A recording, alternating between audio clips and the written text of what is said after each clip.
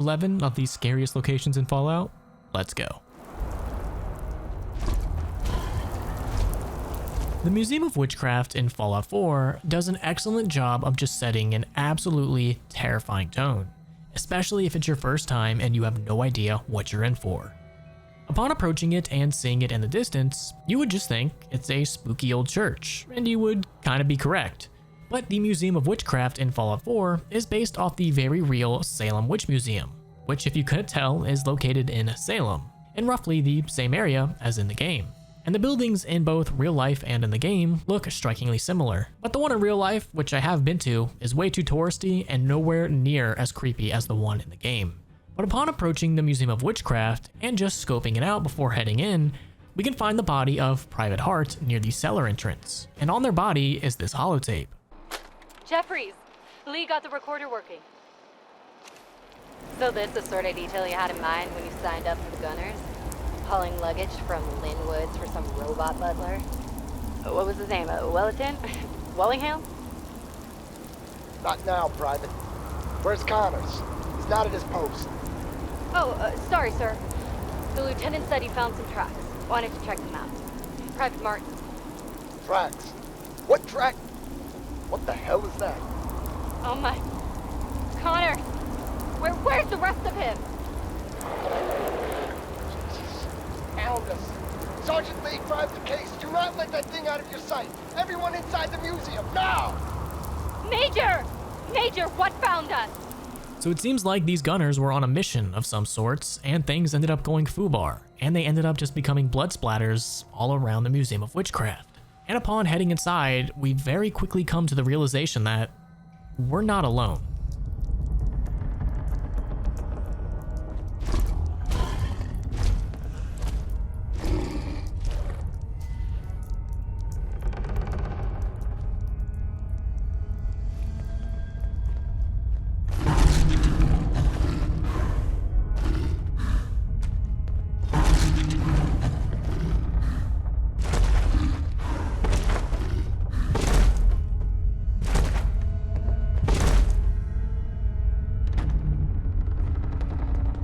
As we head further and further inside the museum, we learn that there's something absolutely terrifyingly strong and deadly also in here with us.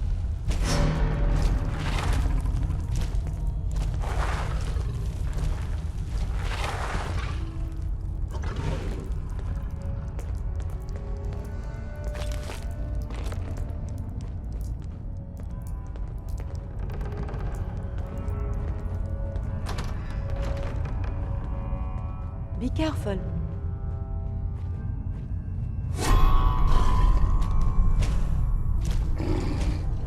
Upon going up the stairs and scoping out the first floor, we can find what exactly was in here with us, and that was a savage Deathclaw. And if you were not ready for this fight, that Deathclaw is going to have every single advantage over you. But if you can come to kill it, or hell, even sneak around it, we can also find Sergeant Lee's body in the bathroom. And right next to his body, we can also find his holotape. A nest full of Deathclaw eggs. A dozen, maybe more. Smashed to bits. Except this one. No wonder they wouldn't tell us what was in that case. If I'd known, I would have personally told the gunner bosses and that glorified liquor cabinet Wellingham to take those Diamond City caps and stuff them. I guess we know why that Deathclaw tracked us all the way from Linwoods now. We stole their damn kids. Christ. Maybe if we just return the eggs. Oh, hey, Mama. You looking for this? So it would seem like these gunners were sent to deliver a package. But unbeknownst to them, the package was a set of Deathclaw eggs, stolen from a nest near Linwoods. And they very quickly come to discover that the Deathclaw whose eggs that they had stolen was tracking and hunting them down, which is what caused them to end up fleeing into the Museum of Witchcraft, which ultimately ended up being their tomb. If this is your first time going through the Museum of Witchcraft, hell, even if it's your second or third time, you have to admit, The way they set this up and the whole story behind it, and the way that you don't see the Deathclaw at first, but you very quickly come to the realization that you're in this small building with a Deathclaw, was done fantastically. It gives you that old school horror vibes where you're in the building with the killer, but you don't know who or where they are. And even though it does have a couple cheesy jump scare sounds, it still is one of the scariest places in the game. Now, there is no official sponsor for today's video, so make sure to check out GamerSupps using my link down below in the description. They have plenty of delicious flavors, new waifu cups, and tons of cool merch. So, if that appeals to you, use code CRAZY, get that money off. Back to the video. Welcome to Andale, the best little town in Virginia. Walking through the waste of Fallout 3, you can eventually come across something rather interesting. A little town, or I should say a little street, that resembles a lot of pre-war America, kind of untouched by the bombs.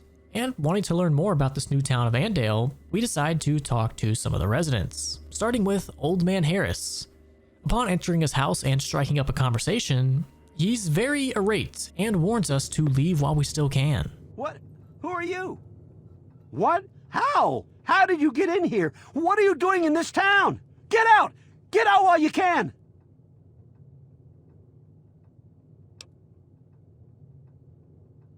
What's wrong? You don't see anything wrong with a quiet little town full of friendly people in the middle of a blasted wasteland? No. Well, yes. But it's all a trick. Don't you know anything? Did you just crawl out of a vault or something? Just about everyone in the wasteland knows to avoid Andale, and they're right to do it. People wander in here, and they don't wander back out.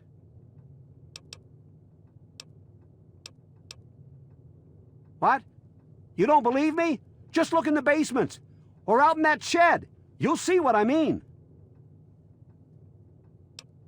Run, stranger! Run!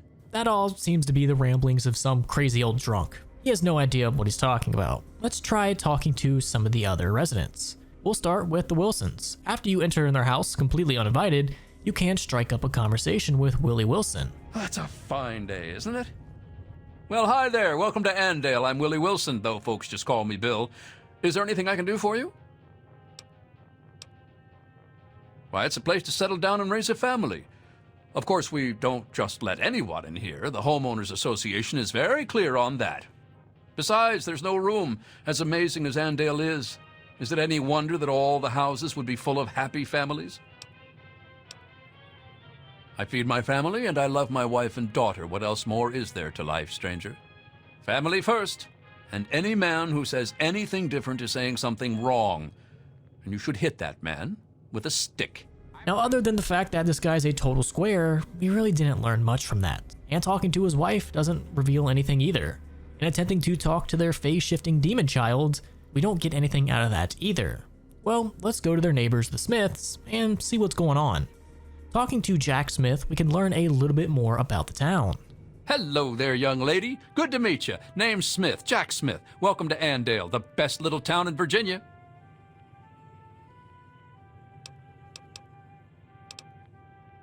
Not here, not in Andale, no ma'am. The great Commonwealth of Virginia is alive and well. In fact, we just voted ourselves a new governor. The adults walked right on down to the polling location and dropped ballots into the box. How do you think it works? Yes, sir, it's every American's civic duty to cast his vote for his favorite Republican candidate. Am I right? No, ma'am, not crazy. Just a loyal American. And it's good to meet you, too. Feel free to stay in Andale as long as you like. Heck, stop by the house for dinner sometime if you'd like. Just let Linda know beforehand so she can make enough for 4. Suit yourself, but you don't know what you're missing. Linda's meatloaf is the best in the country, and her mincemeat pie has won first prize at the town fair 3 years running. But the invitation still stands if you ever change your mind. But listen to me, go on. Did you need something else? Andale, greatest place there is. We win Town of the Year every year. We've got no end of food and no troubles at all. Yep, there's no better place to raise a family. I work to feed my family just like every red-blooded American man should. Why, a man that can't keep his family fed isn't any kind of man at all. No, sir. I'll tell Linda and Junior that you said hello. So it seems like they're in some strange delusion that they're in this small American town. Talking to Linda, his wife, we don't really learn much from her. But what's interesting is talking to his son, we can learn some pretty interesting bits of information. You're new here, aren't you? Wow. I've never got a chance to talk to the new people. Dad always takes care of them before I get a chance.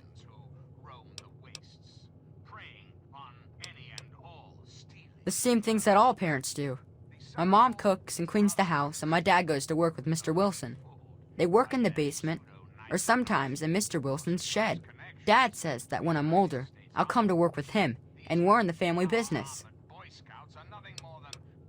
It's swell, except I wish there were more kids, and my dad says I'm gonna have to marry smelly old Ginny Wilson someday. He keeps saying stuff to my mom about keeping the family going, and how when him and Mr. Wilson were brothers, they didn't want to get married. It's weird.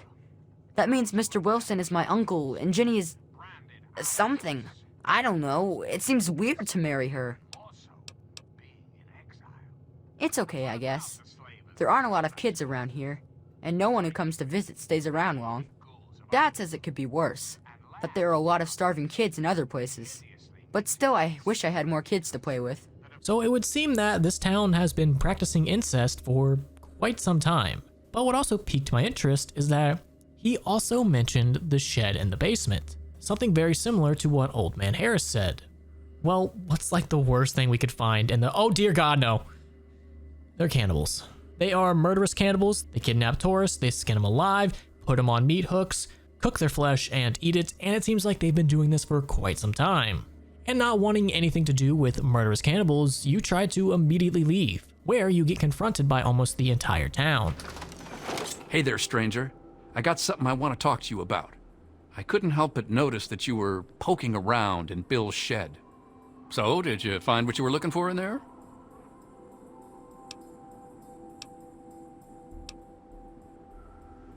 Look, stranger, I'm not angry.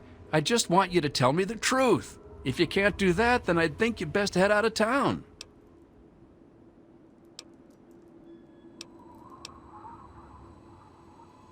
And did you see anything unexpected there?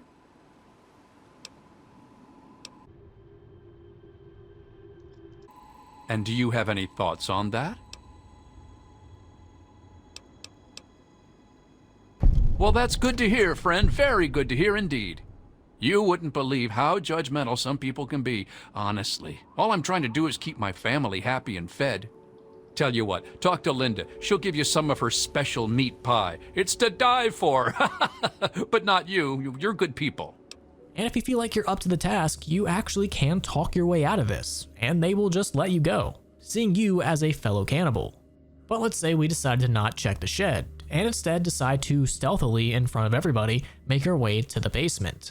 We can come across the very same scene, except for instead of skeletons on hooks, we find freshly killed corpses that look to be in the process of being cannibalized. And not having the stomach for any of this, we try to leave. And after leaving the house, again, you get confronted by the entire town. And if you're unable to talk your way out of it, you're in for a fight. Hey there, stranger. I've got something that I want to talk to you about. I couldn't help but notice that you're poking around in my basement. So, be honest now, you wouldn't know anything about that, would you?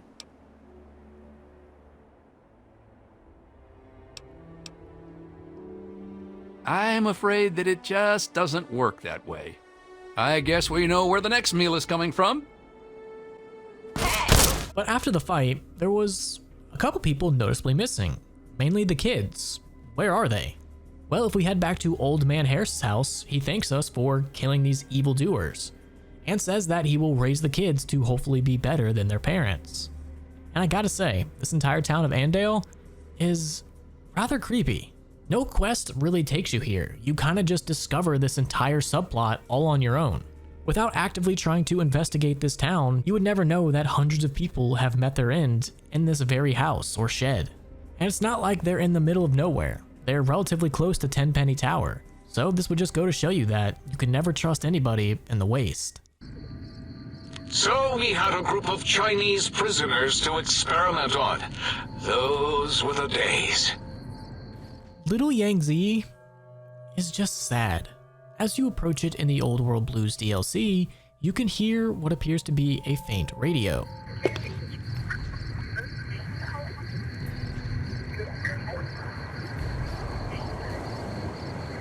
And upon opening the gate and going inside, you immediately get rushed by what appears to be a bunch of inmates. And as you back up getting ready for a fight, the second they escape the gate, their heads immediately explode. And upon closer examination, we can see that they were Little Yangtze survivors, who all seem to be wearing prison jumpsuits and are now ghouls. So this piqued my interest. Let's continue looking around and seeing what exactly this camp is. As we walk around, we can notice that there are little pockets of radiation here and there, and what appears to be makeshift defensive fortresses. And as we go to the other side of the camp, we can even see a tiny little graveyard. And if you listen extra close at the graveyard, you can hear the faint whispers of possibly those who never made it out of the camp.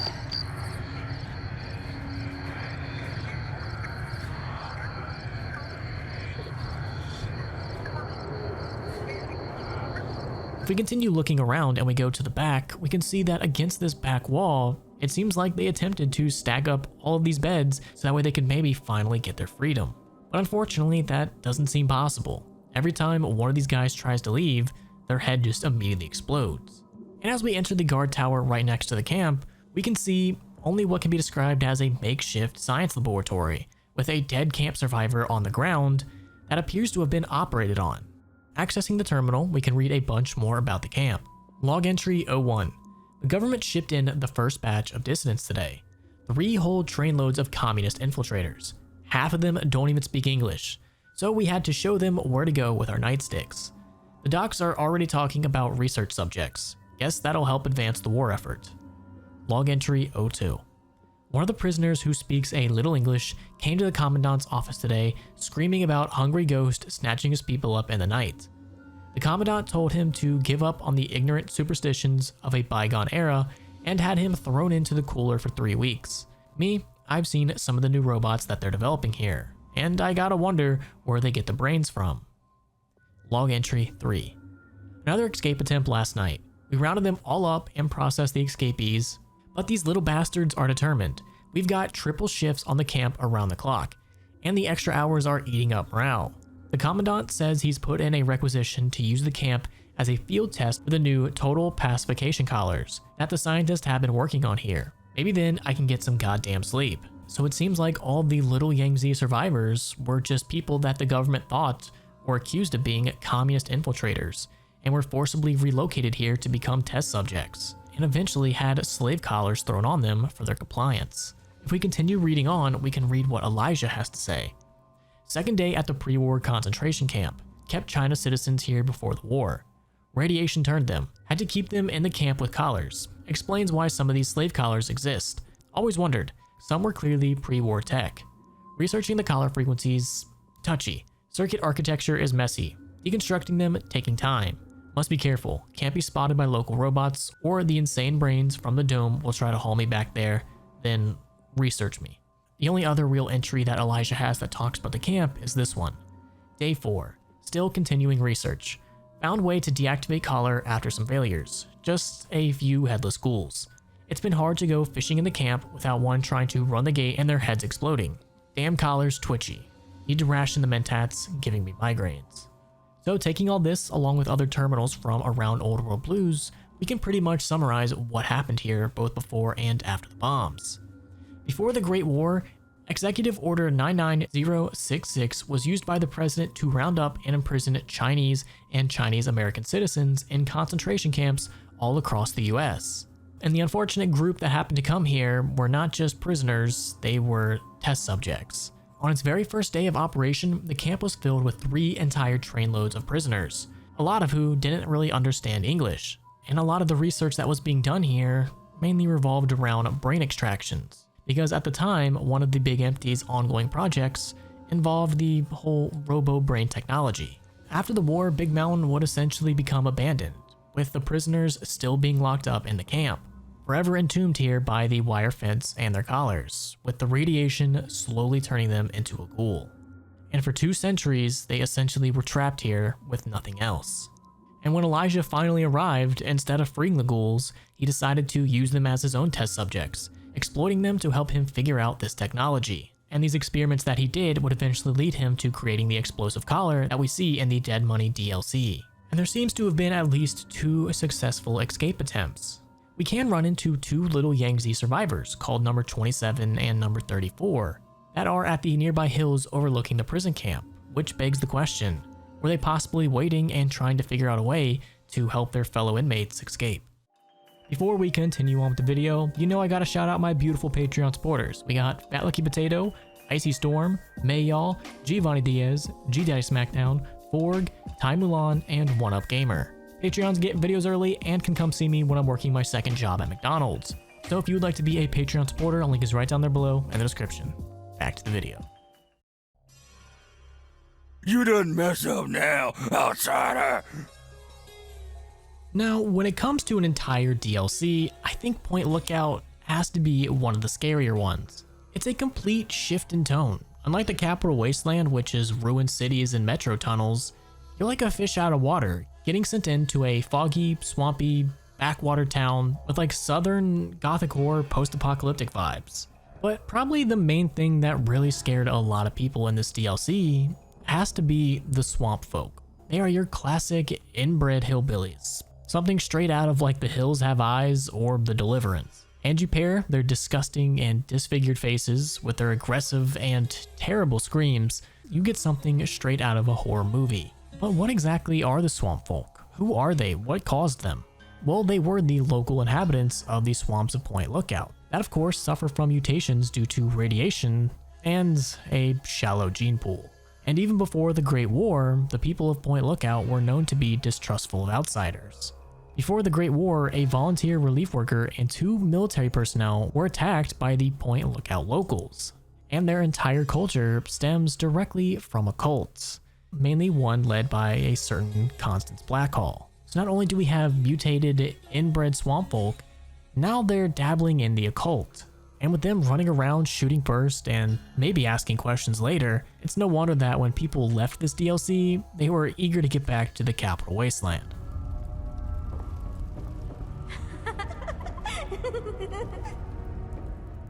The Grandchester Mystery Mansion is located in the Nuka World DLC in Fallout 4. And upon approaching this creepy mansion, you can see a Protectron who will give you a little bit of information on what to expect. Why did little Lucy gruesomely kill her parents? It's a mystery. See where she committed the bloody deed. Marvel at the animatronic models. See the actual kitchen where her mother lovingly prepared her meals. See the blood stains that can't be washed out. Now this mansion is based off of the very real Winchester Mystery House, which is located in San Jose, California, and is quite famous for being a very unusual mansion. It was the personal residence of Sarah Winchester, the widow of the firearm magnate William Winchester of the Winchester rifle fortune. Construction began after her husband's death in 1881, and she moved west and began continuous construction of the house from 1886 until her death in 1922. And she would hire workers to work around the clock, leading to a very eccentric mansion with 160 rooms, 10,000 windows, 2,000 doors, 47 fireplaces, 40 staircases, 13 bathrooms, and 6 kitchens. And this would lead to a very bizarre architecture. Stairways leading to ceilings, doors that open into walls or sudden drops, windows that overlook other rooms in the house, and very confusing hallways. And according to popular lore, Sarah believed that she was haunted by the spirits of those that were killed by Winchester rifles. And some say that she built this very confusing layout to confuse the ghost. And all of those things in the real-life mansion we can also find in the Grandchester Mystery Mansion. Before we do enter, looking up in this window, we can see what appears to be someone staring down at us. If you have a sniper rifle, or if you just no-clip up there, you can see that it's a little girl. So there appears to be a little girl roaming the mansion. Okay, And upon entering that mansion, we can see that very same little girl. The story of the Grandchester Mystery Mansion begins with Morticia and Hannibal Grandchester. Morticia nearly dies giving birth to their only child, Lucy. Hannibal never wanted a child and resents the young girl for the near death of his wife. So with that announcement done, it looks like we're on a tour of the mansion. But before that, you can read various plaques located around the mansion. This one reads, Morticia Grandchester or the Stairway to Nowhere built in an effort to confuse the evil spirits possessing her daughter Lucy. And another plaque also reads, throughout the mansion, you'll find doors like this one that open to blank walls in an attempt to confuse the spirits possessing Lucy, the Grandchester's daughter. So as we progress through the mansion, we can slowly start to piece together why this mansion is so weird and what exactly happened. As a young child, Lucy proves difficult for her elderly parents. In this very room, her mother read her stories by Shelley and Poe and histories of the Borgias. With no friends to speak of, she would capture small animals to play with. Their skins were found nailed to the undersides of the furniture.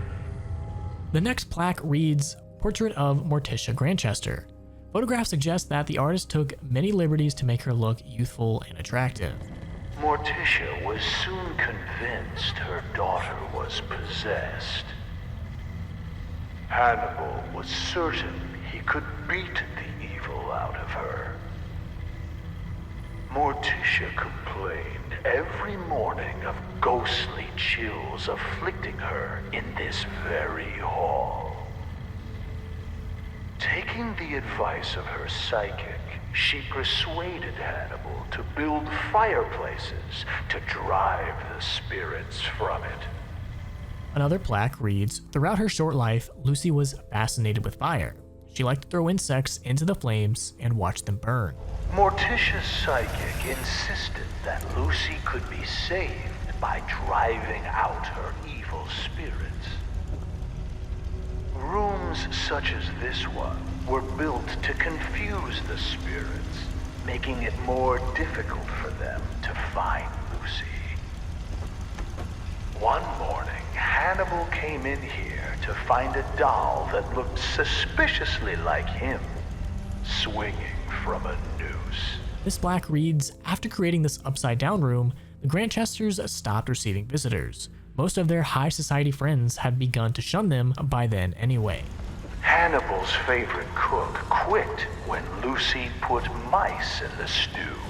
This is also where Lucy first attempted to kill her parents by poisoning the dessert. Hannibal walked with a cane after that. Lucy quickly learned to stay out of range of his swing. The Grandchesters had trouble keeping staff, especially cooks. Once Lucy was old enough to roam the mansion, the longest serving cook was Granny Ratchet, whom they hired away from a prison. She quit after 5 months, declaring Lucy to be Satan's spawn. As we pass back through the parlor, notice the stairway going nowhere. This was yet another attempt by Morticia to confuse the evil spirits possessing her daughter.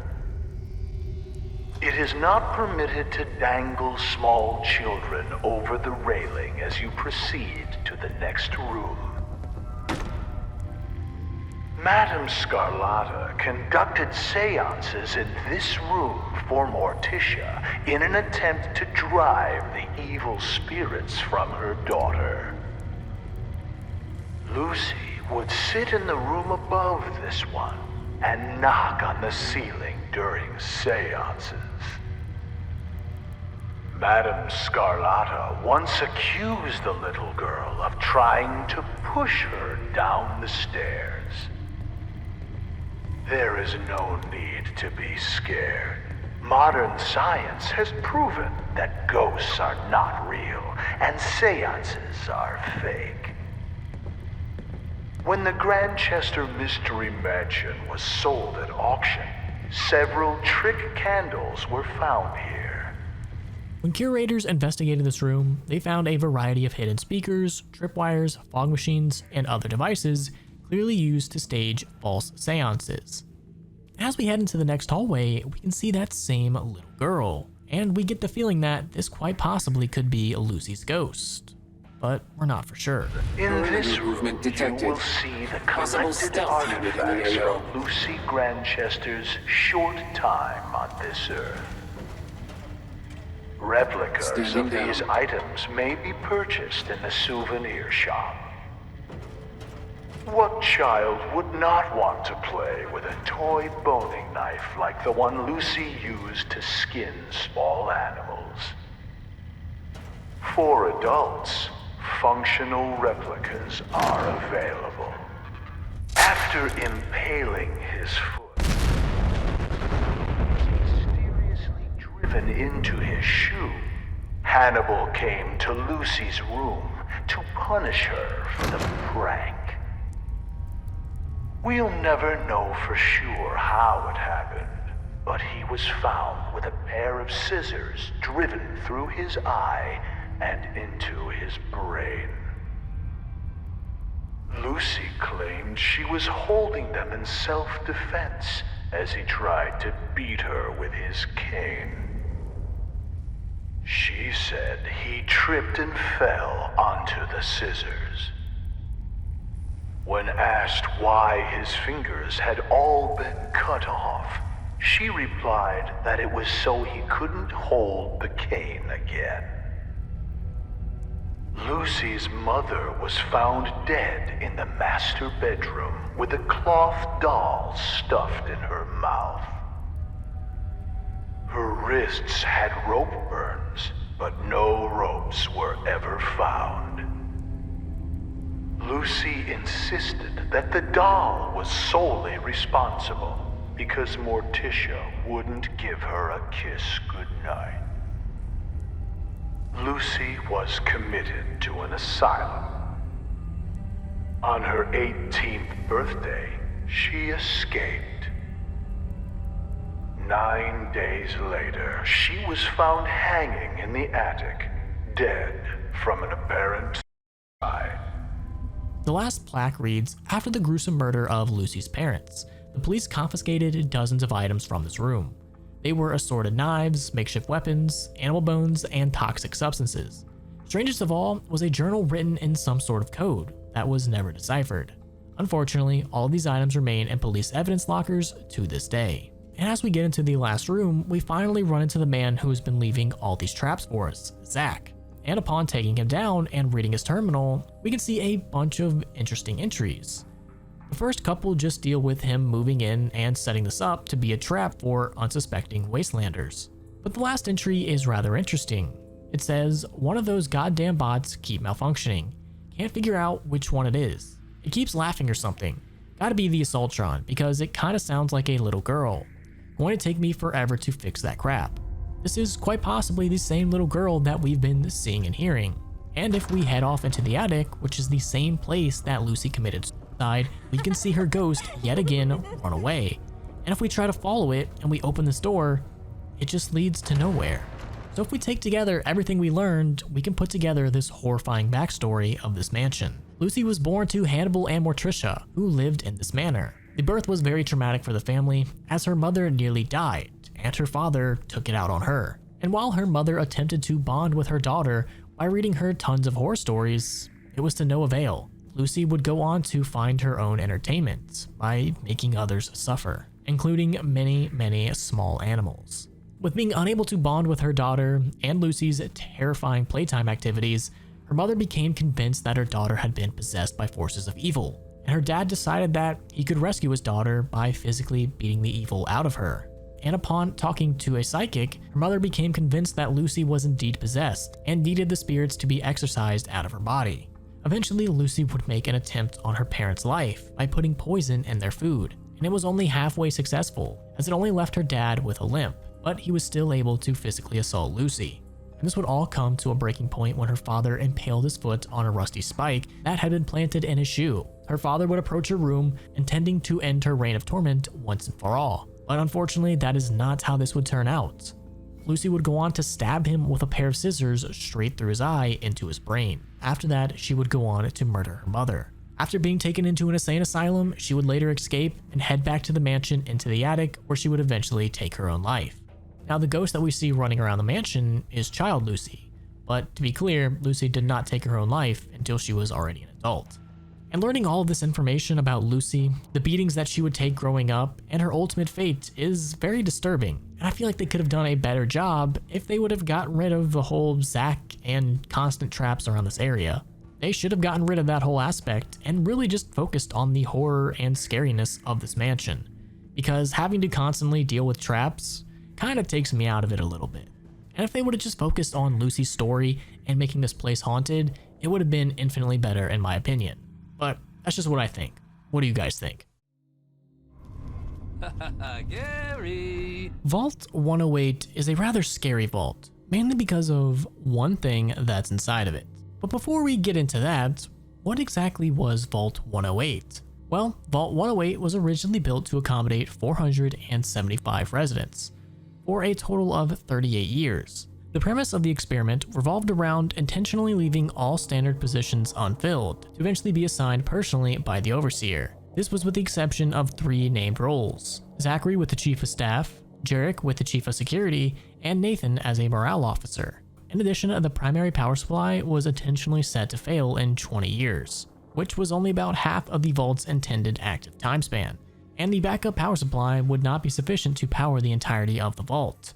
And to add on to all this, the vault would be outfitted with 3 times the normal amount of defensive weaponry, and lacks standard entertainment. For the overseer role, the scientist chose Brody Jones, who, according to the pre-assignment medical test, had a genetic disposition for a rare type of cancer. They estimated that this would cause his death in a little over 3 years after the projected start date. And the scientist noted that these 2 events should combine to allow a proper catalyst that allows this project to continue as planned, essentially trying to see what would happen if things went haywire with no one in control.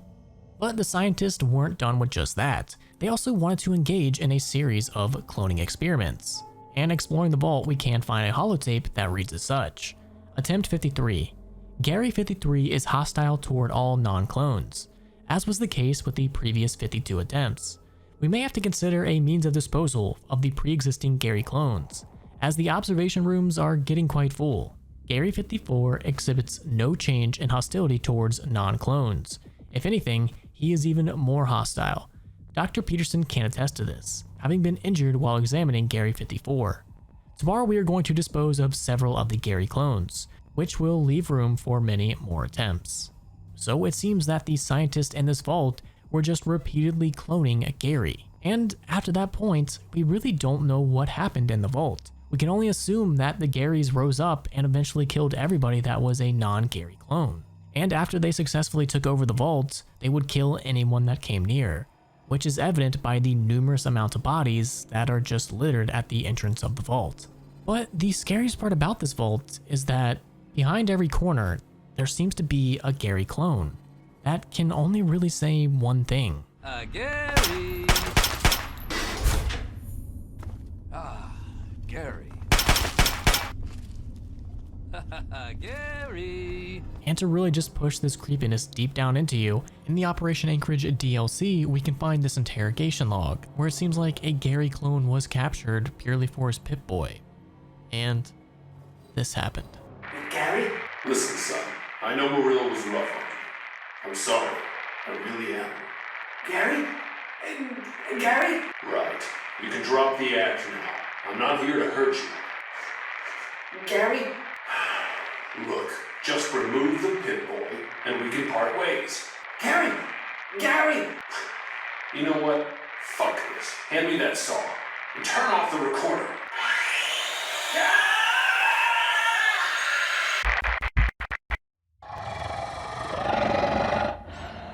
Inside of Camp McCarran, if you happen to be looking for some work, you can find a man named Thomas Hildern. And upon talking to him, he will give you a very interesting proposition. A pleasure to meet you. I'm Dr. Thomas Hildern, Director of Operations, OSI East. I presume you're here about Vault 22? Wonderful. Straight to it then. Have you signed the release forms? No? Doesn't matter. We'll keep that to ourselves. Vault 22. Where to begin? Fair enough. My point is this. I believe that the inhabitants of Vault 22 unlocked the secrets of vegetative growth. Plants are spilling from their gate. No one tends them. No one waters them. Yet they multiply and spread in all directions. Find the reason for this miraculous growth, and I promise you the OSI will see that you are generously compensated. Good. No need to check in with the NCR authorities. I can authorize your payment from OSI accounts. Vaults typically contain a server room on a lower level, where they would have backed up their research data. A computer room, you understand? Download all the information on the central server to your Pip-Boy, and you'll be certain to bring me any notes or samples that you find, won't you? Best of luck to you. Not that you'll need it. You seem like a reasonably competent person. And because we are a good little merc, we gladly accept the opportunity to make a couple extra bucks. As we exit though, Angela Williams stops us to give us a little bit of a warning and a plea for help. I shouldn't say anything. I know that. But you're not the first person Hildern sent out to the vault. There were a lot of mercs, one after another. None of them came back. Then about a week ago, there was a scientist, Keely.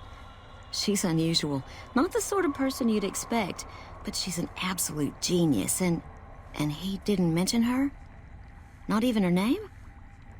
Or any of the other mercs? But now he's hired you, which means one of two things. Either he heard back from Keely, and she failed, or he's given up on her. Listen, I make a fair wage, but I'm not rich. Not by any means. Maybe my kind of money wouldn't appeal to your average merc, but I'm willing to pay you if you'll find Keely and make sure she's safe. Isn't right leaving her out there. No idea if she's alive or dead. And because we have a heart of gold, we will accept that quest too, and onward to Vault 22.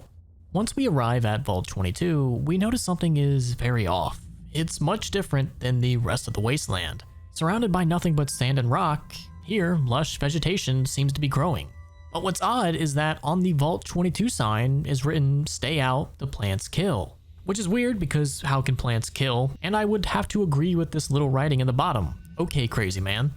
Like, how can plants kill you? They're just plants. So let's head inside the vault. Inside the vault, we can see the same vegetation still sprawling everywhere. And we can also find a terminal with a Vault 22 expedition entry in it. It seems like the mercs that came before us left a log of their expedition into the vault. Entry 1 reads, "I've established a temporary camp inside the entrance of the vault. Power inside is minimal, but still running, and I've managed to hack into every one of their security terminals. The logs show that several people have entered the vault over the past few months, but none have left. It's getting late, so I'll resume the expedition in the morning. Keely out." So it seems like the person that is writing these entries is also the same person that we are looking for. In entry 2, she writes, "The growth in the interior matches the exterior to a T." It's a little surprising given the scarcity of sunlight in the entrance room. But even more surprising is that they seem to originate from further below. Maybe that fool Hildern was onto something after all. Since my Pip-Boy is on the fritz, I'll try to keep a running log of my discoveries in whatever computers I can find and collect the data before leaving. Having read that, we decide to venture further into the vault. And as we explore, it's eerily quiet, with plants randomly blooming all over. Heading into the labs, we can find more terminals with Keely's entries. Entry 3 reads, "This level seems to have been devoted to the study of atmospheric effects on plants, with a concentration on producing plants with a high oxygen yield. Given the quote-unquote problems these vaults were known to have, it seems like a reasonable avenue of research." Entry 4 reads, "It's strange, but some sections of the machinery down here appear to have been modified for some unknown purpose. The restraints regarding oxygen content and systemic pressure have been bypassed." Entry 5. "I've been hearing a strange chittering sound for some time now, and finally discovered its source. There's some kind of giant manti that have taken up residence in the vault. I almost ran smack into one the other day, but the creatures don't appear to react to my presence at all. Perhaps the others sent here ran afoul of the creatures, but I can't see how a few scattered insects could pose much of a problem to an experienced merc. Well, we got a little bit of info on what to expect in the vault, but not much. If we continue exploring around, we can eventually find another terminal that has only one entry called Noise Complaint. Could maintenance look into the ductwork here on level 2 again? I know you guys took a look at this last time, but I swear the noise is back. I even have other people that can back me up on it this time too. So it seems like not only Keely, but other people have been hearing strange noises around the vault. And we very quickly come to realize exactly what that is.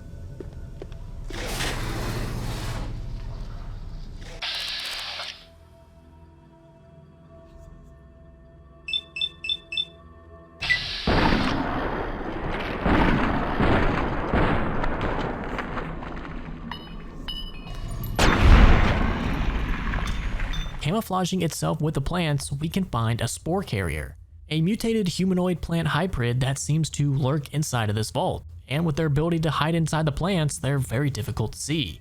And their humanoid figure with their agility and tankiness make them a very scary foe. So knowing that these guys could be literally anywhere that plants are, we're gonna have to approach everything with caution. As we cautiously make our way through the rest of the vault, we can find another terminal with more entries. I finally found some of the bodies of the scientists that lived here. They appear to be overgrown with some form of lichen.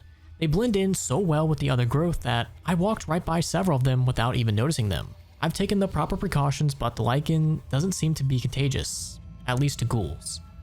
Entry 7. This level appears to be where they performed most of the research the NCR is interested in. I've been able to collect a little, but the vast majority of the data from the research done here is inaccessible. I'll have to find the main backup and download from there. So it seems like she also ran into these same creatures that we were able to run into. And it seems like if you're cautious enough, you're going to be able to walk right by them without them ever knowing the wiser. Exploring around a little bit more, we can find yet another terminal. This one has some status reports. Status report 9228. Yields continue to improve. Splicing together cultivar GN188 with the existing corn samples has produced a hybrid that responds better to the artificial lights we have. On a side note, Dr. Peters has missed his 3rd straight day due to illness. His work ethic hasn't exactly been stellar to this point, so I'm requesting confirmation from the clinic that he is in fact sick. Status report 9253. On a lark, the guys down in pest control sent up a sample of a substance one of their specimens secretes to attract insects. Tests show that the substance has a mood-altering effect on smaller mammals. If anyone volunteers, we can begin human testing soon. Quite a number of the staff have begun to show symptoms of some sort of viral infection. I've begun to order them to stay in bed and recover, but at this rate, there won't be anyone left to do research. Status report 9312. Not much to report today. The mood is unusually somber in the wake of Dr. Peterson's passing. There's a strange rumor going around that the commotion downstairs was caused by, of all things, Dr. Peters' corpse suddenly animating and attacking people. I don't know who would start such a vicious rumor, but it's in exceptionally bad taste. So after reading all that, we can start to piece together slowly what happened in this vault. It seems like there was some sort of contagion going around that may have turned people into these spore carriers. Continuing on, we can eventually find a room with 2 terminals, one next to a locked door and one on a table. The one on the table is rather interesting. Opening it up, we can read security request. Assistant Mathers went into the caves at 1846 today and still hasn't returned, requesting security escort for science personnel to conduct research. Medical emergency. We need a medical team up here now. Dr. Peters just returned with one of the security escorts who is horribly wounded. When I asked them where the other security officer was, he just paled and shook his head. In the meantime, Dr. Bailey has ordered that the door to the caves be sealed until a further investigation can take place. Help. Is anyone down there? Security is trying to hold off. Well, I don't know what they're trying to hold off. Please send security up here once. With Dr. Bailey watching over his sick wife and daughter in their quarters down in the common area, I'm officially in charge of the level, and I'm requesting security at once. So it seems like things in the vault started to go south very, very fast. Progressing further into the vault, we can continue making our way down, with that eerie silence still surrounding us.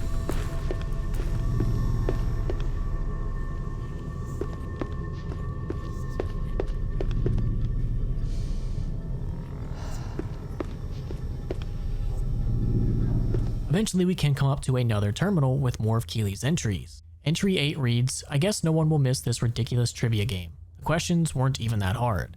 It looks like this is where most of the people were when they died. The medical reports I found suggest that most of them succumbed to some kind of airborne infection. I'm going to see if I can convert some of the groan lamps into a UV spectrometers to test the air for contaminants. Entry 9. After numerous attempts, I found a range that highlights the particles in the air that I believe killed everyone in this vault. Preliminary tests showed them to be spores of some kind. I've set up spectrometers on several of the levels now, and the concentration appears to increase in the lower levels. At this point, I'm concerned that the plants here may constitute a danger to the people of the NCR. And she definitely does have a point. An airborne infection that turns people into these mindless spore-killing mutants doesn't exactly seem right. But we were sent here on a job and we're a good little merc, so we're gonna do it. Continuing on in the common areas, we can find even more terminals to figure out what exactly happened to the people of this vault. In the medical bay, we can find this terminal that reads Case 162. Patient, Peters Harrison T. Condition, Dr. Peters is suffering from a severe case of pneumonia, the result of the spread of some sort of microorganism in his lungs. I've applied the usual treatment and requested that he refrain from working and stop by twice a day for observation. Case 164. Group. This entire group showed up through the course of the day displaying the same symptoms. They're remarkably similar to Dr. Peters' condition when he first came in a week ago. I hope we don't have a contagion on our hands. Case 162 update. Patient Peters Harrison T. Update. Dr. Peters isn't responding to the treatment, or more accurately, his body is actively rejecting the treatment. His condition has worsened and I'm on the cusp of ordering exploratory surgery. Case 173 Group. And this time the group is even bigger than the last one. Update. Another group with chills, a fever, and terrible racking cough. I'm recommending that they be separated from the general populace. Case 162 update. Update. Dr. Peters is dead. His vitals flatlined 10 minutes before he entered surgery. I decided to perform an autopsy immediately and discovered his lungs were filled with some sort of fungal infection. Strangely, the fungus still shows evidence of growth despite the death of its host. I'll consult with one of the mycologists on the 5th level and see if they can identify it. Case 162 update. I really don't know how to describe what just happened. One minute I was closing up for the day, and the next, Dr. Peters' corpse sat up and attacked me. I was able to flee the office and seal him inside until security arrived. But what the hell is going on? If all the recent illnesses are the same thing? ... So it seems like Dr. Peters' corpse really did sit up, become this spore mutant, and start attacking. And on another terminal not too far away, we can read 3 different entries. Ticket 1, strange noise. Problem, noise in vents. Action, sent a team to inspect. Result, source of problem not detected. Ticket 2, gas leak. Reports of a possible gas leak. Several people have complained of coughing fits and other respiratory symptoms. Action, complete diagnostics of the air circulation system. Result, discovered minor discrepancies in the mass of the air being pumped through the vault, but no harmful gases were detected. Also, a strange residue was detected on the air filters, which has been forwarded for identification. Swapped out filters just in case. So it seems like the people in this vault really had no idea what was going on and what was causing all of their problems. And if we continue exploring this area, we can eventually come to the living quarters, and we can find a very sad scene. In one of the rooms, we can open up and find 2 adult spore carriers. And one of the first things you might notice is that there is a stroller. And right on the other side of the bed is going to be a spore carrier runt. So this seems to have been Dr. Bailey, his wife, and his daughter, trapping themselves in the room until they eventually turned into a spore carrier. But we can't get too emotional. We still have a job to do. Let's continue on. Heading deeper into the vault, we can eventually discover an area that opens up into a cave. And if we follow this cave, we can enter a new section of the vault, along with a lone terminal. This terminal has 3 entries. Species 1. Species BE-908, a distant relative of the more commonly known Venus flytrap. Species BE-908 seems to be performing well. The plants are a threat to creatures up to 5 times their size due to the violent nature of their closing maws. Those that aren't swallowed whole are often incapacitated by their initial bite. The plant's lack of mobility is offset by their ability to lure prey into reach by means of a nectar they secrete from their bodies. Species 2. Of all the species we brought with us, the common mantis exceeds the rest in terms of predation. The insects are voracious, and their camouflage allows them to attack prey with surprise. Also, they complement our botanical specimens by hunting down those pests that avoid or escape our other measures. Lastly, mantis will begin to cannibalize one another when their food source is scarce, making their numbers self-regulate when prey is scarce. Species 3. An entomopathogenic fungus, B. mordicana has been developed to colonize the bodies of the most common pest. Once it has fully colonized a host body, the host technically dies, but the body continues to move by means of a fungal colony within it. In this manner, the fungus moves amongst more of its prey, occasionally spraying spores in a radius around the host body, infecting all who come near.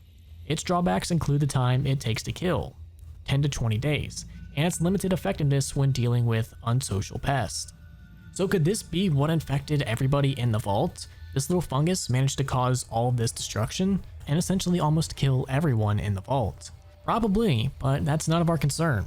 As we continue going around the vault, we can eventually come to collect the data that we need for Dr. Hildern.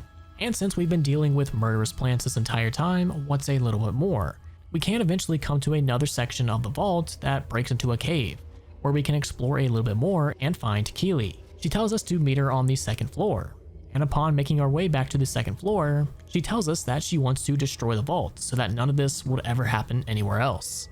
And because we like exploding things, we can agree with her.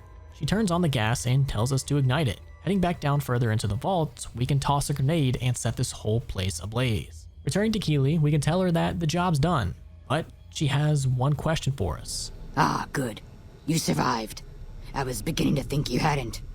You'll be pleased to know that the spores should no longer be a problem. Now all that's left is to ensure that none of this ever happens again. The research that led to these abominations must be erased. I've managed to create a connection to the vault's backup system from here. I just have to remotely delete all the files, and we're done here. No, it shouldn't take all that long. Just a few more moments, and that's strange. The system says that the files were accessed recently and copied to an external source. You wouldn't happen to know anything about that, would you? And because we are a good merc, we of course lie. And with that, we've completed our job, and we can finally exit this murderous plant vault. So what was the purpose of Vault 22? Vault 22 was originally designed as an agriculture research vault. Instead of focusing on an experiment like a lot of other vaults, it was tasked with studying plants and food sustainability, with its scientists trying to develop advanced methods to grow crops rapidly, even in hostile environments. But it seems like in their efforts to conduct experiments, this aggressive fungus eventually ended up spreading to the entire vault, effectively killing and consuming majority of the humans that lived here and eventually turning them into these spore carriers, a plant-human hybrid that are forever destined to spend the rest of their lives in this vault. Vault 22 stands out to a lot of people as being one of the creepier vaults, with its lush plant-like environment that completely contrasts everything we've seen so far. We're not just walking through a deadly vault full of raiders, we're walking into the aftermath of something that we really haven't seen yet. We're exploring the aftermath of a science experiment that went wrong and consumed almost everyone in the vault. You can't tell me that just walking around this vault and randomly coming across a spore carrier doesn't send a little shiver up your spine.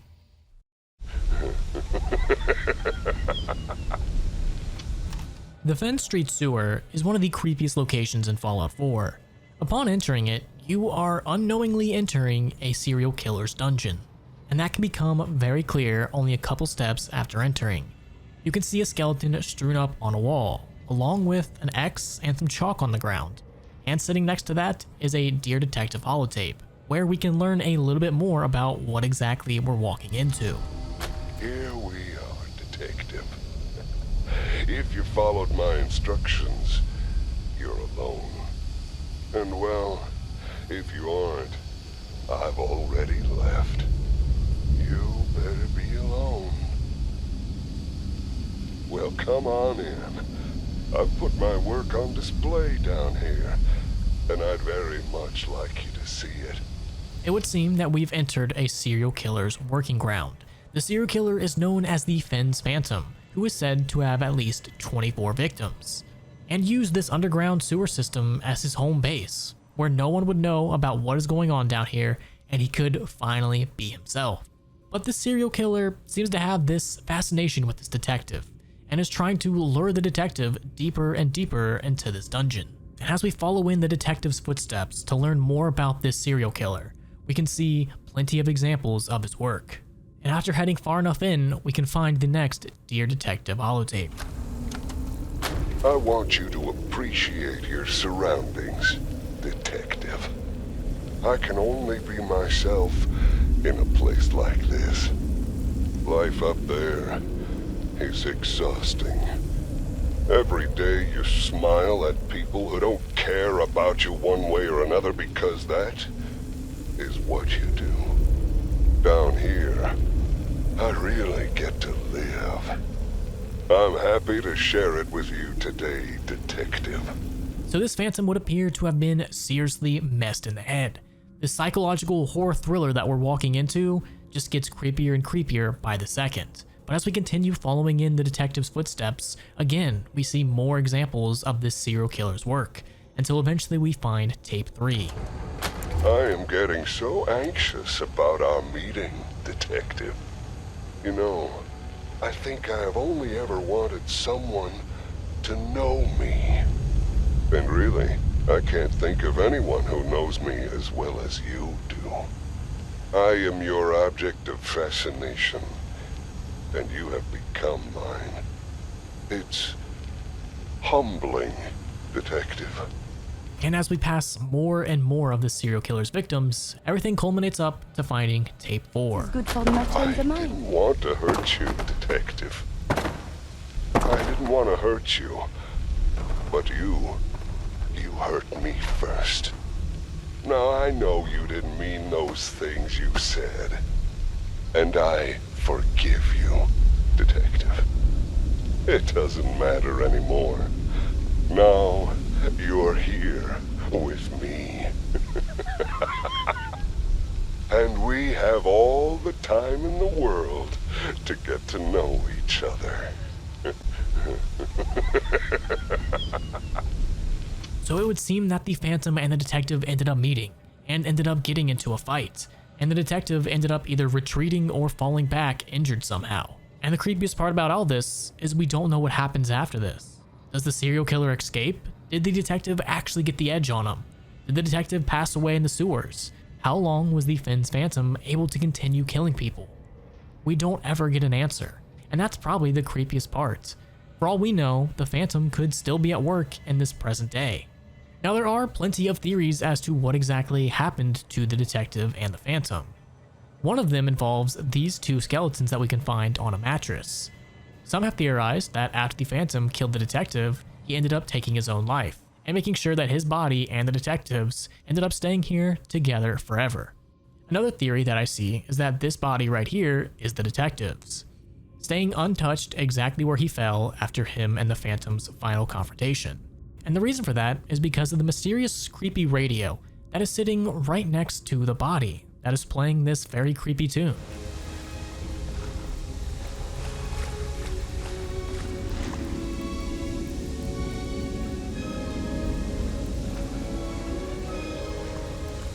And the fact that this skeleton is one of the last ones that you see through this little hole in the wall as you are preparing to leave the sewers. So could this have been where the detective fell, and the phantom decided to leave one last thing for the detective? Another theory that I have seen is that the detective was the glowing one that you ultimately fight around tape 4. In the back of this psycho's lair, we can find a kind of makeshift operating room with a barrel of radioactive mess inside of it. So maybe the phantom was able to capture the detective and strap the detective down and eventually expose them to enough radioactive sludge that they eventually turned the detective into the glowing one that we can fight. Or maybe that was the phantom. After killing the detective, they saw no reason to continue living and just popped the lid off and eventually succumbed to the radiation. There are numerous theories out there on what exactly happened to the phantom, but there is one thing that I do know for sure, that we're in their lair. Just head for the Lucky 38. It's the big old tower shaped like a roulette spinner. Okay, you may be thinking I'm crazy, but hear me out. Whenever I walk through the Lucky 38, I just feel uneasy. There's something very unsettling about walking around a casino that's been essentially frozen in time, with it being exactly like it was prior to the bombs. and not a single living soul there, other than Mr. House, who you really never get to see face to face, only through a screen, unless you want to go, take a golf club to him. But if you're not doing that, the Lucky 38 is empty. You have robots here and there, but it's eerily quiet. Walking around the casino, you really only hear the sound of your own footsteps.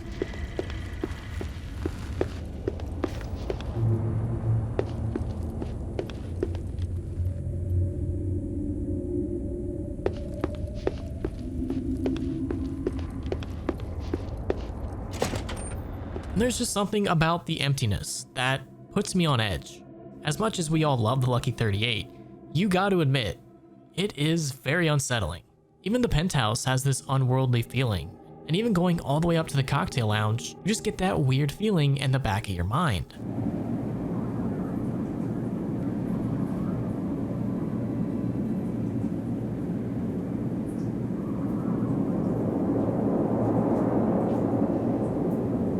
So that's why I put the Lucky 38 on here. I just always felt very uneasy walking around. When you're the only living being around, really, your mind might start playing tricks on you. Now, as I was looking into this video, I did find a couple interesting things about the Lucky 38. In Fallout 76, you could find a paper note that talked about the Lucky 38. In it, it says this: Shanghai Sally's Reign of Terror Ends, by Norman Pennywise. Vertibirds still circle the piers in Galveston, hovering over the charred remains of the getaway boat the US Navy barraged Sunday afternoon, thus ending the crime spree of one of the most notorious Chinese spies in US history, Shanghai Sally. Although it seems like a lifetime ago, Shanghai Sally was only identified on Thursday. Initially, Shanghai Sally was discovered barricaded in one of the high roller suites in the Lucky 38 in Las Vegas with over $20 million in cash stuffed into several duffel bags. Before she could be apprehended, she allegedly used a bedsheet to climb down to the ground floor. In the 4 days that followed, reports of Shanghai Sally eluding police came in hour by hour as she made her way east. She was also sighted in Flagstaff, Albuquerque, and El Paso while carjacking vehicles from innocents. One unconfirmed report indicates she even infiltrated a US Army base and stole a fully armed vertibird. Early Sunday morning, Shanghai Sally was identified by a Red Rocket gas attendant in Galveston.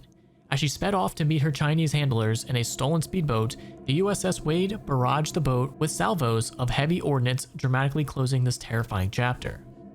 If you've ever been to the real-life Vegas, it would be very easy to see what the Lucky 38 is based off of.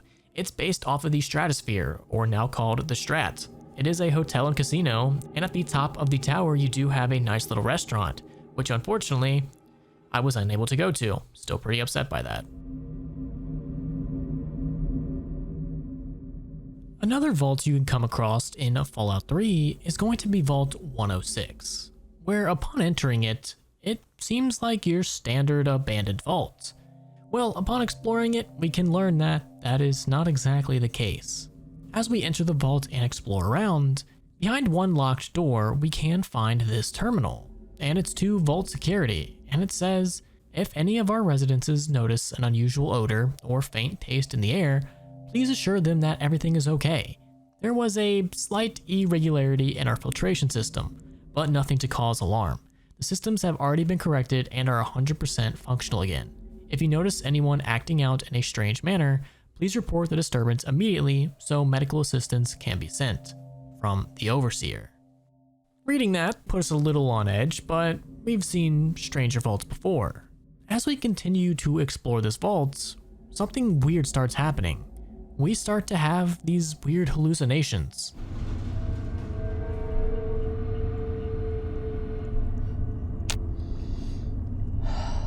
And it's not just a one-time thing. As we get deeper and deeper into the vault, we experience more and more hallucinations.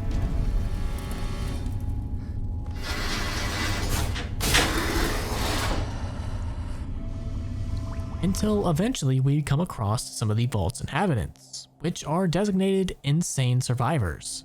So something is going on in this vault. Well, during one hallucination, we can get a little bit more insight. As we walk into this area, the entire scene shifts, and everything goes from a destroyed vault to a perfectly clean one, with plenty of terminals that we can access, which are all very, very strange and written to us by us. A note to me, this place is great. I think it's time to accept the new and embrace this change. Another note to me. Come on, don't you like it better here? Deep breathe in the blue. Relax. Please read me.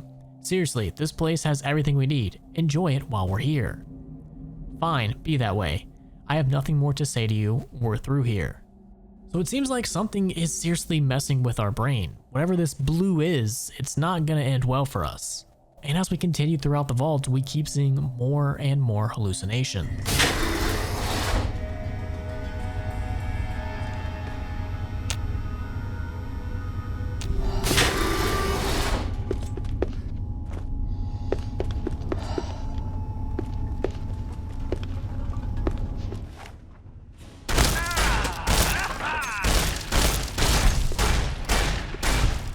And while all this is happening, we can find some journal entries and some notes that can kind of give us a little bit of information on what's happening.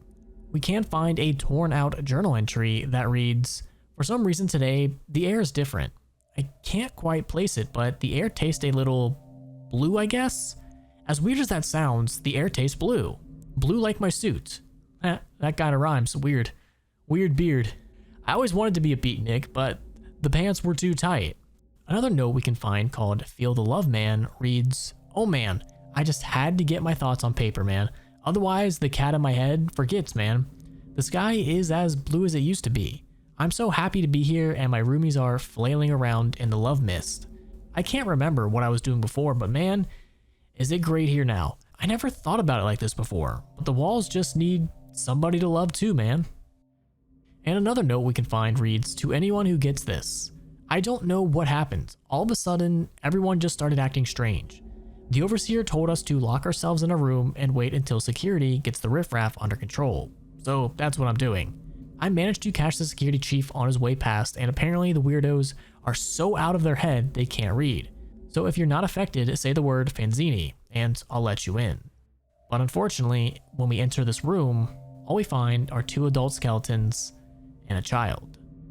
After fighting our way through even more hallucinations, we can find another terminal that has an urgent security notice on it, and it reads, "To Vault Security Clearance B, Vault Security Clearance C.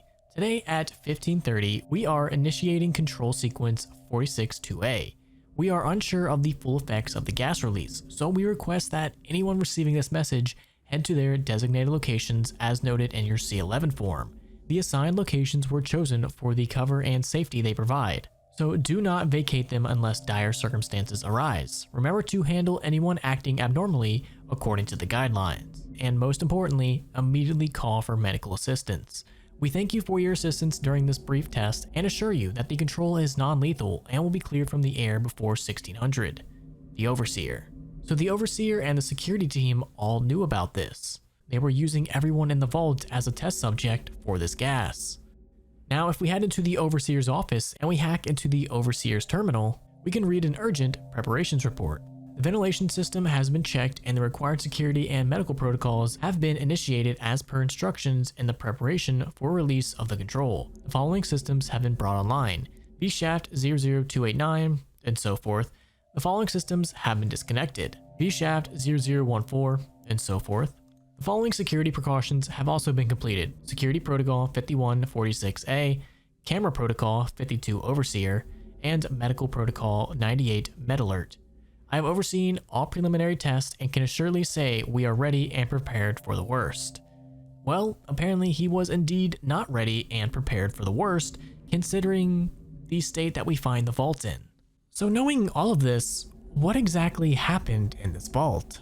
Well, Vault 106 was finished in December of 2069 and was designed to hold 107 inhabitants, 95 test subjects, and 12 researchers, with a projected duration of 12 years and 3 months. And the vault had a very unique experiment. The experiment involved pumping psychoactive drugs into the circulation system 10 days after the vault was sealed. And of course, the residents were not notified of this drug, with any strange effects being dismissed as the result of an irregularity in the filtration system. And naturally, the release had a disastrous effect. While many dwellers succumbed to a relaxed, hallucinogenic state, some began to behave bizarrely and even aggressively. The security chief tried to contain the situation, but unfortunately, as we see throughout the vaults, there was really nothing they could do. And for many years to come, when any traveler or scavenger would enter the vaults, ultimately succumbing to the vaults and never being able to leave. You honestly could put anything related to the Dunwiches here, but for me personally, the Dunwich Building from Fallout 3 is the most terrifying. As you approach the Dunwich Building, you notice that there's really nothing around here. You don't have raiders attempting to make it a stronghold, you don't have scavengers trying to loot it.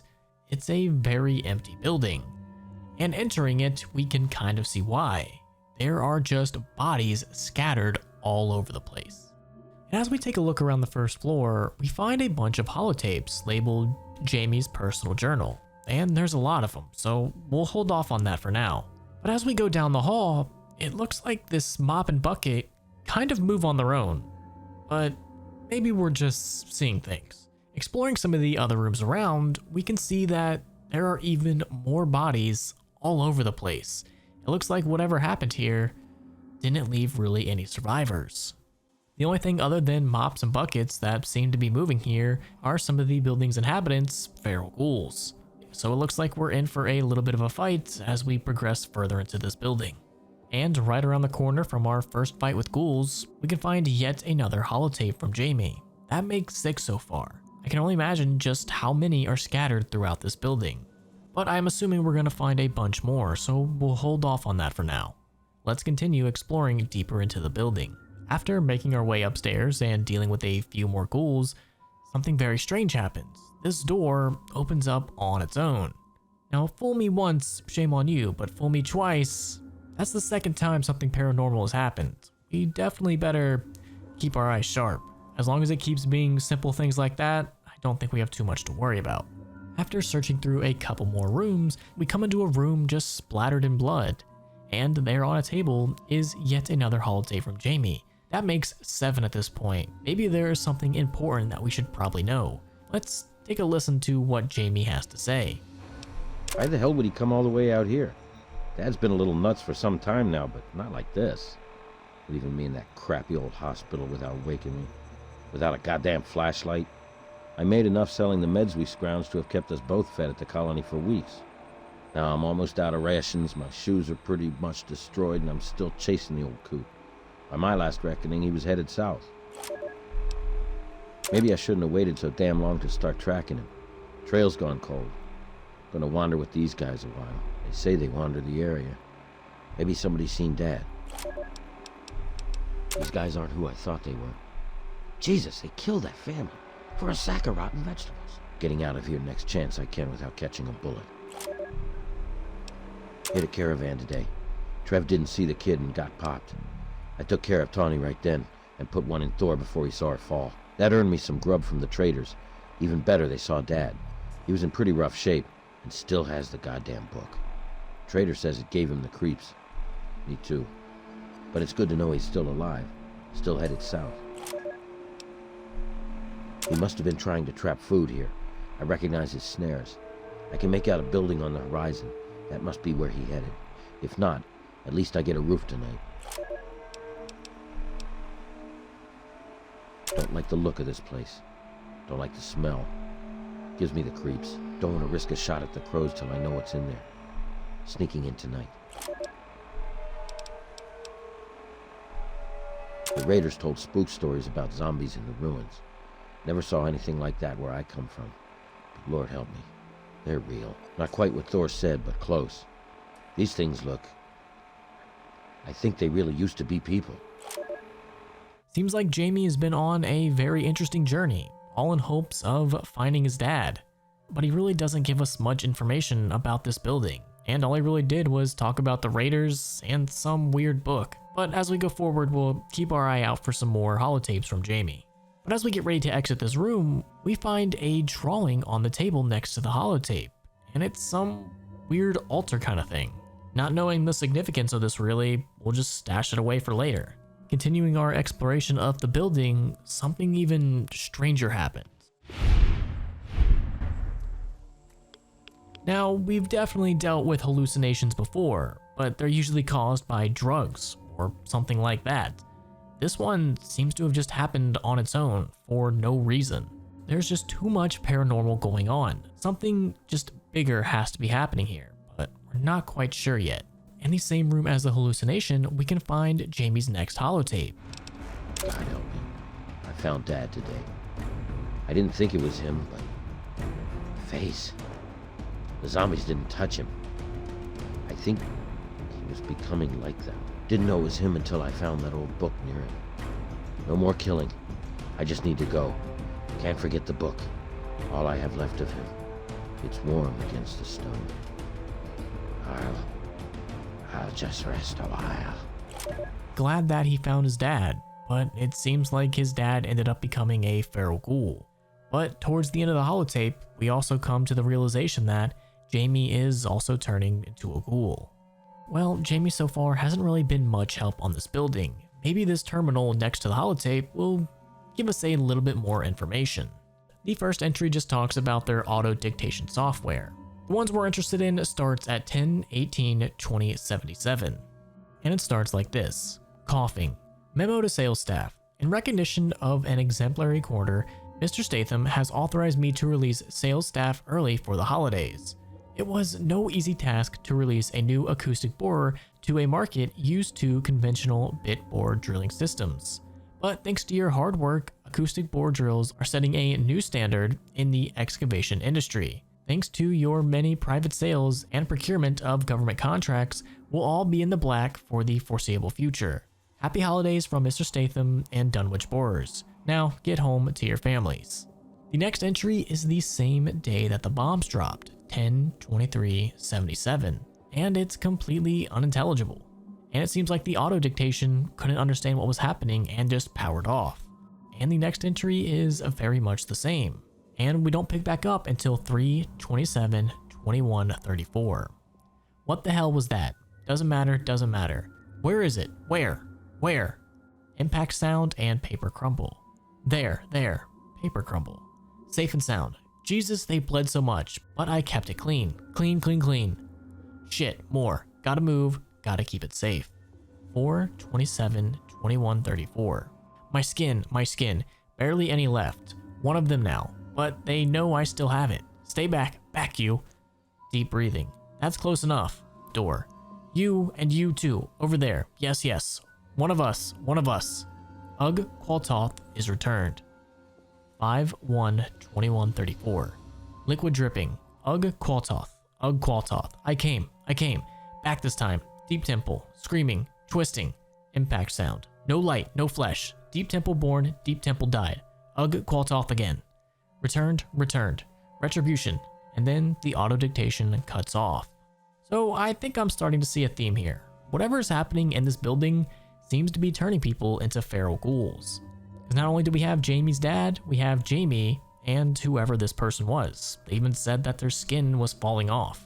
And it's really weird because we really haven't detected too much radiation in this building so far. There must be something bigger at play.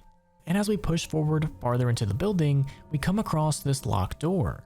And after unlocking it, some more paranormal stuff happens. Things get flung across the room right at us. And I'm almost at my wit's end with all this crazy stuff going on.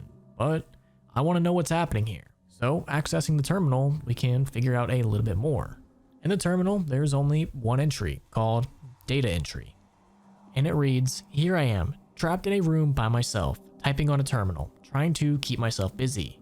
Hell, trying to keep myself sane. I don't know what it is about this place, but I want to get out of here. Yeah, get out of here. I can't even bring myself to open that damn door again.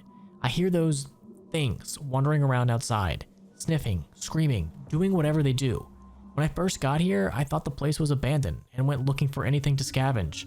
5 minutes later, I'm in this room scared half out of my mind. Things started chasing me. I fired a few shots, missed, and ran through the darkness. Ah, shit. Told old Billy to meet me here and bring some extra ammunition and grenades. That was 3 days ago. Poor guy probably didn't make it too far. Those things better have given him a quick death. Listen to me. Babbling like a damn old fool. Billy's alright. I'll just have to stick here until those things go away and meet up with him. Ha! What a story I'll have for him.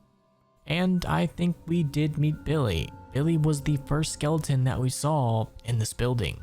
The one with an ammunition box and a grenade box and a long blood trail. Seems like Billy never survived getting past the door, and his friend right here would ultimately meet the same fate.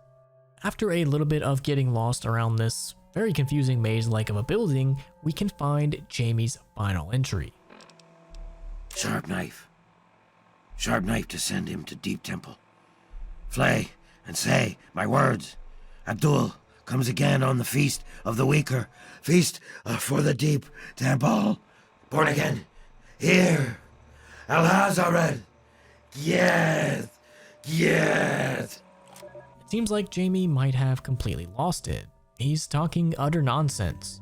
And the name that he was talking about, Abdul Al-Zared, is the author of a grimoire known as the Necronomicon, or the Book of the Dead. So it seems like we might be messing with powers that are far greater than we might have thought. But that's not going to stop me. I've killed Deathclaws. What can possibly be worse than that? We're going to continue on. Eventually, we can start to make our way underground until we open up into a cave where we can hear what sounds like chanting or someone whispering to us.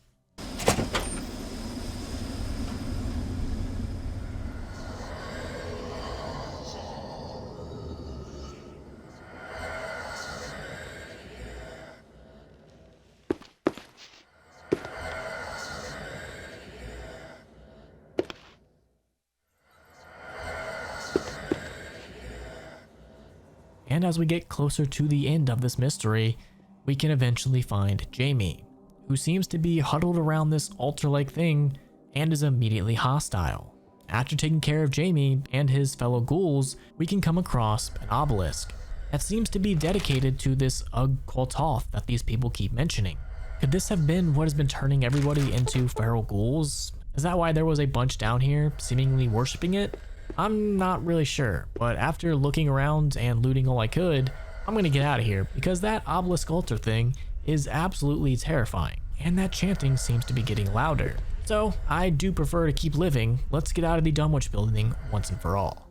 Now, as you go through the Dunwich Building, you don't really get too much information on the background of this building. You get a little bit, but not much. You get a lot more throughout the Point Lookout DLC and through Fallout 4. And there is just so much lore behind the whole Dunwich thing that you can make an entirely separate video, and thankfully some people have. So if you want to know the full in-depth lore behind this, definitely make sure to check out some of those other videos. They're like hours long, definitely worth a watch. But if you want a too long didn't read version, essentially there was this family of pre-war cultists, and one of their main goals was to search for occult artifacts. And their office in Fallout 3 is built above one such artifact. That same one we saw Jamie next to at the bottom of the building. That altar was dedicated to the worship of a being called Ugg-Qualtoth, which is described as an eldritch being and a forgotten god. And spanning many different games and many different families, many people have sought out the power of Ugg-Qualtoth, and I'm pretty sure in future games, we're probably not going to see the end of the Dunwiches or their story. I have a good feeling that more is to come. But I'm kind of curious to know, do you think the Dunwich Building in Fallout 3 or the Dunwich Boars in Fallout 4 is more scary? Let me know down below in the comments. That is going to be it for today's video. Hopefully you guys enjoyed. What location to you guys is the most terrifying in all of the Fallout games? For me, there was just something about Andale that really rubbed me the wrong way, so that's got my vote. And if you guys want to see more videos like this, click on this video or this one. And that's all I got for you guys. Leave.